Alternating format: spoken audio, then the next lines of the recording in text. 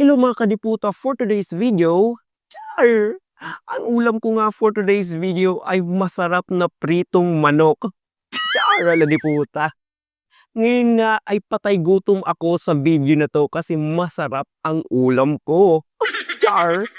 40 pesos nga lang ang ulam ko na to kaya bumili kami. Hindi nga magtatagal magkakapakpak na ako sa manok na to. Char! Aladiputa. Sa mga mahilig sa manok dyan, for sure, may buni ka mo. Aladiputa. Hindi nga mawawala ang kwentuhan habang kumakain kaya ang tagal naming matapos. Aladiputa.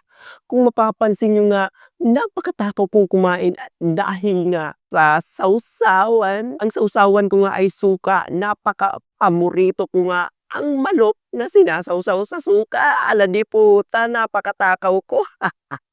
Mapipil mo talaga ang moment kaya magpasalamat tayo sa manok dahil nandyan sila para maramdaman at lasa tayo ng masarap. Char! Aladiputa, ibang sarap ang naisip ko. Char, hindi natin alam na marami palang alimhon ang manok na kinakain natin. Aladiputa, pagpasensyahan nyo na nga kung makintab ang noo ko.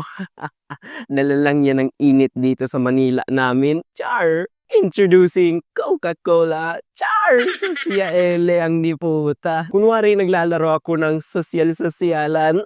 Ala niputa. O diba? Isang higop, tunaw ang atay. Joke lang. Masarap to, no?